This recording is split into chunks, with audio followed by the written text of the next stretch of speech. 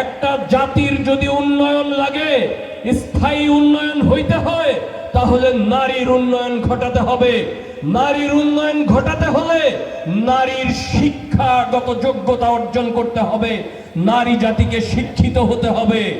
এই কারণে দেশনেত্রী বেগম খালেদা জিয়া, সাবেক প্রধানমন্ত্রী, বাংলাদেশের নারীদেরকে শিক্ষা অবৈতনিক করার প্রথম পদক্ষেপ গ্রহণ করেছে। নারী ও শিশু মন্ত্রণালয় গঠন করেছেন। এমনই জনপ্রিয় নেত্রী, বাংলাদেশে যাকে কেউ কোনোদিন ভোটে হারাতে পারে নাই, তাকে বন্দী করে রেখেছিল ঢাকা কেন্দ্রীয় কারাগারে, চিকিৎসা নিতে দেয় নাই। আমাদের নেতা, আমাদের ভারপ্রাপ্ত চেয়ারম্যান জনাব তারেক রহমান অনেক অত্যাচার সহ্য করেছে, অনেক। তাকে গ্রেফতার করে রিমান্ডে তার উপরে জুলুম করা হয়েছে, তাকে জেলখানায় ভরা হয়েছে, তাকে দেশান্তরিত করা হয়েছে। কিন্তু ওই যে দেশপ্রেম, দেশের মানুষের প্রতি দায়বদ্ধতা, দেশের প্রতি টান মহব্বত, এই মহব্বত থেকে নিজেকে পেছন দিকে নিতে পারেন নাই। দেশান্তরিত হয়েও উনি বাংলাদেশে বিএনপির নেতা কর্মীদেরকে ঐক্যবদ্ধ করেছে, বিএনপির নেতা কর্মীদের মাধ্যমে সারা বাংলাদেশের মানুষকে বারবার ঐক্যবদ্ধ করেছে, জাগ্রত করেছে, সজাগ করেছে। অধিকারের জন্য, ভোটের অধিকারের জন্য, বাঁচার অধিকারের জন্য, কথা বলার অধিকারের জন্য। মানুষ তার অধিকার চায়, মানুষ তার অধিকার চায়। বাংলাদেশ গণপ্রজাতন্ত্রী বাংলাদেশ, বাংলাদেশের মালিক বাংলাদেশের জনগণ। বাংলাদেশের মালিকানা জনগণের হাতে ফিরিয়ে দিতে হবে, বাংলাদেশের মানুষের ভোটের অধিকার ফিরিয়ে দিতে হবে। বাংলাদেশের মানুষ ভোট দিয়ে তার প্রতিনিধি যখন নির্বাচন করতে পারবে, তখন বুঝতে পারবো আমরা বাংলাদেশের মানুষ তার ক্ষমতা তার হাতে ফিরে পেয়েছে। আমাদের নেতা, আমাদের ভারপ্রাপ্ত চেয়ারম্যান জনাব তারেক রহমান, উনি বাংলাদেশের মানুষের অধিকার প্রতিষ্ঠার জন্য, জনগণের ক্ষমতা জনগণের হাতে ফিরিয়ে দেওয়ার জন্য পারিবারিকভাবে জুলুম নির্যাতন সহ্য করেছে। তার নির্দেশে, তার নেতৃত্বে বাংলাদেশে বিএনপির লক্ষ লক্ষ নেতাকর্মী নির্যাতিত হয়েছে, জুলুম নির্যাতন সহ্য করেছে। আমরা তবুও রাজপথ থেকে উঠে আসি নাই। আজকে সামনে একটা নির্বাচন আছে, আগামীতে একটা নির্বাচন, প্রতীক্ষিত নির্বাচন, যে নির্বাচন অত্যন্ত গুরুত্বপূর্ণ নির্বাচন। গত 15 বছর আপনারা কি ভোট দিতে পেরেছেন? কেউ ভোট দিতে পারেন নাই। গত 15 বছরে ভোট হয় নাই, গত 15 বছরে কোনো ভোট হয় নাই। 15 বছর পরে আমরা ভোট পেয়েছি। আগামীতে একটা নির্বাচন হবে। আমাদের প্রধান উপদেষ্টা ডক্টর মোহাম্মদ ইউনূস সাহেব, উনি বলেছেন আগামী ফেব্রুয়ারিতে নির্বাচন হবে। এই নির্বাচনে আমি বিশ্বাস করি বাংলাদেশের মানুষ সঠিক সিদ্ধান্ত নিবে। বাংলাদেশের মানুষ কোনোদিন ভুল সিদ্ধান্ত নেয় নাই। বিশেষ করে কালিহাতীর মানুষ কখনো ভুল করে না। কালিহাতীর মানুষ কোনোদিন ভুল সিদ্ধান্ত নেয় নাই। অনেক চিন্তা চেতনায় অনেক আগানো, অনেক জাগ্রত। 1971 সালে আমি সব জায়গায় এই কথাটা কিন্তু বলি, গর্ব করে বলি, অন্য জায়গায় বলি, অন্য জেলায় গেলেও বলি। 71 সালে যে স্বাধীনতা যুদ্ধ হয়েছিল, বাংলাদেশে এমন অনেক জেলা আছে 100-200 মুক্তিযোদ্ধা নাই, খুঁজে পাওয়া যায় না। কালিহাতীতে এখনো গ্যাজেটভুক্ত মুক্তিযোদ্ধাই আছে প্রায় 900, জীবিতই আছে এখন পর্যন্ত। কাজে বুঝতে হবে, কালিহাতীর মানুষ সবার আগে বুঝতে পেরেছিল এই দেশ স্বাধীন হবে, এই দেশকে আর পরাধীন করে রাখতে পারবে না। 71-এর যুদ্ধে কালিহাতীর মানুষ ভূমিকা রেখেছিল। কাজেই কালিহাতীর মানুষ তার চিন্তা চেতনায় জাগ্রত আছে, সজাগ আছে। কালিহাতীর মানুষ সিদ্ধান্ত নিতে ভুল করবে না ইনশাল্লাহ। আজকে নেতারা অনেকে বক্তব্যে বলেছে, মনোনয়নের কথা বলেছে না, যে টিটু ভাই মনোনয়ন পাবে, টিটু ভাই ইনশাল্লাহ মনোনয়ন পাবে। মনোনয়নের জন্য রাজনীতি তো করি না, মনোনয়ন নিয়ে চিন্তাই করি না। যখন আমার 8টা দাঁত ভেঙে দিয়েছিল ঢাকা বিশ্ববিদ্যালয় ক্যাম্পাসে, সেই দিন আমি চিন্তাও করি নাই কালিহাতীতে আমাকে মনোনয়ন চাবো, আমি আপনাদের সামনে এইভাবে মাইক নিয়ে দাঁড়াবো। এই চিন্তা নিয়ে রাজনীতি শুরু করি নাই। রাজনীতি শুরু করেছি মানুষের অধিকারের জন্য। রাজনীতি শুরু করেছি আদর্শকে বুকে ধারণ করে, শহীদ রাষ্ট্রপতি জিয়াউর রহমানের আদর্শকে বুকে ধারণ করে বাংলাদেশের জাতীয়তাবাদে উদ্বুদ্ধ হয়ে আমি রাজনীতি শুরু করেছি। তখন আমার মনোনয়নের চিন্তা ছিল না, মনোনয়নের চিন্তা মাথায় নিয়ে রাজনীতি শুরু করি নাই, মনোনয়নের চিন্তা নিয়ে এখনো রাজনীতি করি না। আমি আপনাদের সামনে দাঁড়িয়েছি বিএনপি বাংলাদেশ জাতীয়তাবাদের পতাকা উত্তোলন করার জন্য কালিহাতীতে। আপনাদের সামনে দাঁড়িয়েছি আমি আমাদের নেতা ভারপ্রাপ্ত চেয়ারম্যান জনাব তারেক রহমানের বার্তা পৌঁছে দেওয়ার জন্য।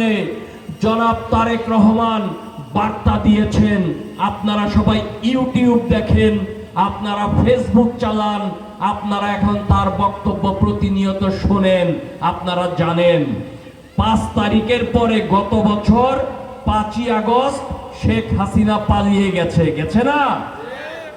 শেখ হাসিনা পালিয়ে যাওয়ার পরে বাংলাদেশে কোনো সরকার ছিল না, বাংলাদেশে কোনো পুলিশ ছিল না, বাংলাদেশে কোনো র্যাব ছিল না, আইন শৃঙ্খলা বাহিনী ছিল না।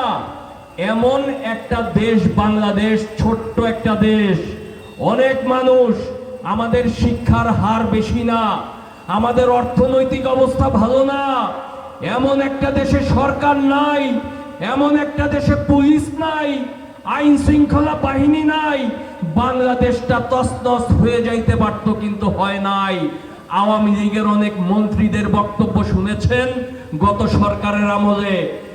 তারা বক্তব্যে বলতো আওয়ামী লীগের যদি পতন হয় এক রাত্রে বাংলাদেশে লক্ষ লক্ষ মানুষ মারা যাবে, এক রাত্রে বাংলাদেশে লক্ষ লক্ষ বাড়িঘর জ্বালিয়ে দেওয়া হবে, পুড়িয়ে দেওয়া হবে।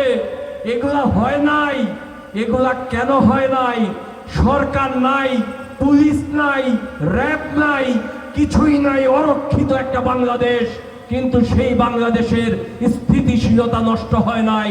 কারণ হইল আমাদের নেতা, আমাদের ভারপ্রাপ্ত চেয়ারম্যান জনাব তারেক রহমান কঠিন নির্দেশ দিয়েছেন বিএনপির নেতা কর্মীদের প্রতি।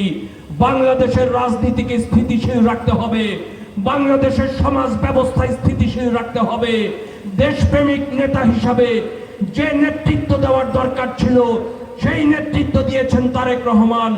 বাংলাদেশে এমন কোনো পাড়া নাই, এমন কোনো মহল্লা নাই, এমন কোনো গ্রাম নাই, এমন কোনো বংশ নাই, এমন কোনো গোষ্ঠী নাই যেখানে বিএনপির 1-2জন নেতাকর্মী খুঁজে না পাবেন।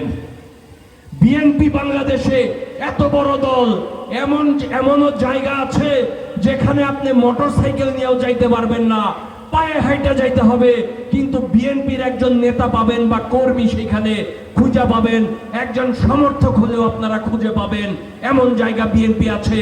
বিএনপি বাংলাদেশে এত বড় দল, অর্থাৎ বিএনপি যদি প্রতিহিংসা পরায়ণ হতো, বিএনপি যদি মনে করত গত 15-16 বছর আমাদের উপর যে জুলুম নির্যাতন হয়েছে, এইবার সুযোগ, সরকার নাই, পুলিশ নাই, আমরা প্রতিশোধ নিব, বাংলাদেশটা তছনছ হয়ে যেত, বাংলাদেশটা ছারখার হয়ে যেত।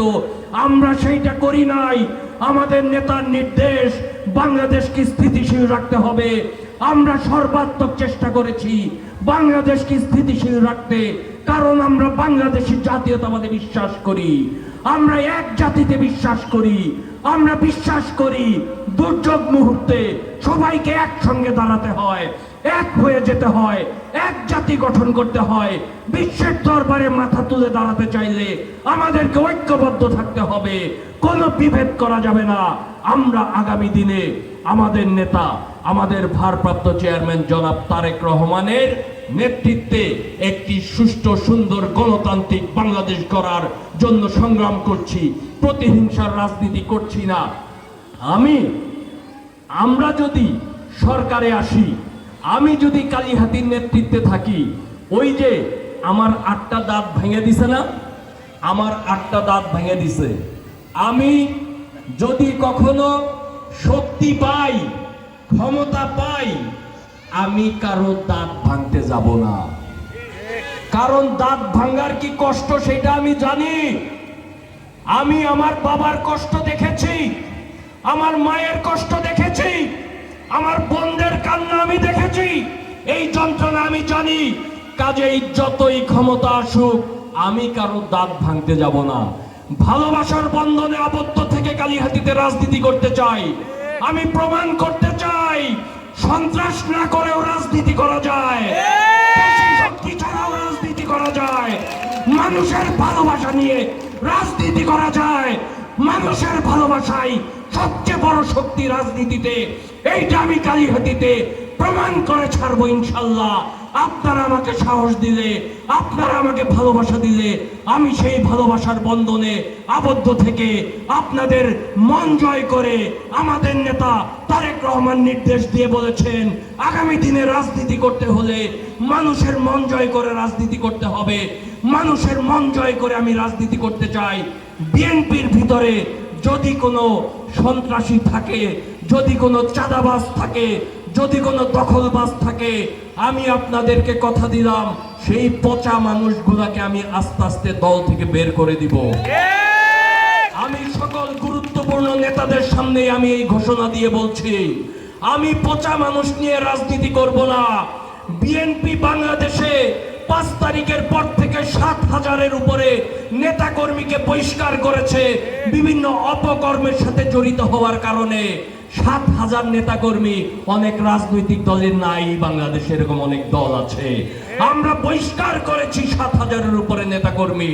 কাজেই আমি আমার নেতার নির্দেশে চলি, তার মনোভাব বুঝে চলি। কালিহাতীতেও কোনো খারাপ মানুষ বিএনপির রাজনীতিতে আমার সাথে পথ চলতে পারবে না। একটা ভালো কাজ করতে একটু সময় লাগে।